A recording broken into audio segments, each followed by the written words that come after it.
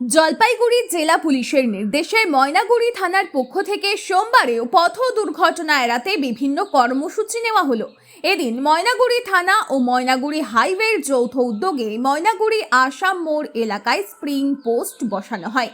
সেখানে উপস্থিত ছিলেন খোদ ময়নাগুড়ি থানার আইসি সুবল ঘোষ এবং ময়নাগুড়ি হাইওয়ের ওসি স্বপন কুমার বর্মন।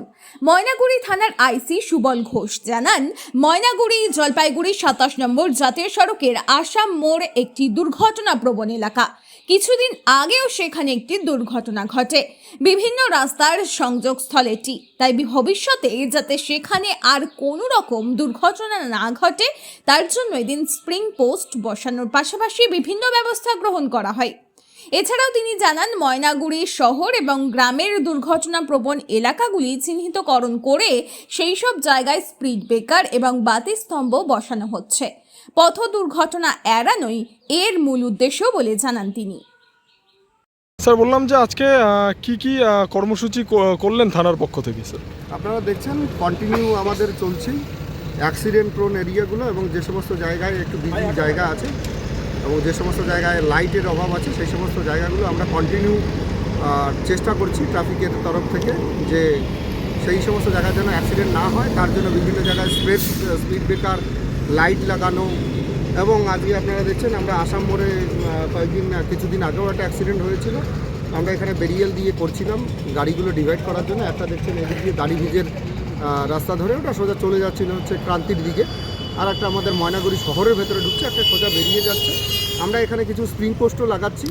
আমাদের শুধু একটাই টার্গেট আছে, আমাদের মাননীয় এসপি স্যারের এবং আমাদের জেলা পুলিশের একটাই টার্গেট আছে, আমরা ম্যাক্সিমাম যতটা সম্ভব আমরা অ্যাক্সিডেন্টটা কমিয়ে নিয়ে আসবো, এটাই আমাদের টার্গেট এবং এটাই আমাদের প্রচেষ্টা চলছে।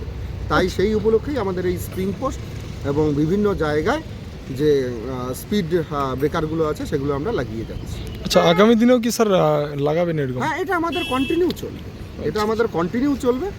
যেই সমস্ত জায়গায় কিছু ইস্যু আসছে সেই সমস্ত জায়গাগুলোতে আমরা স্পিড ব্রেকার, বিভিন্ন জায়গায় ড্রাম দেখেছেন লাগিয়েছি, লাইটের বন্দোবস্ত করা হয়েছে এবং স্প্রিং পোস্টগুলো লাগানো হচ্ছে। আমরা চাইছি না কোনো রকম অ্যাক্সিডেন্ট হোক এবং অ্যাক্সিডেন্ট হয়ে কারোর প্রাণ চলে যাক, সেটা আমরা কখনোই চাইছি না। কোনো একটি মায়েরও প্রাণ যেন মায়ের কোল খালি না হয়ে যায়, সেটার জন্যই আমরা সবাই মিলে চেষ্টা করছি।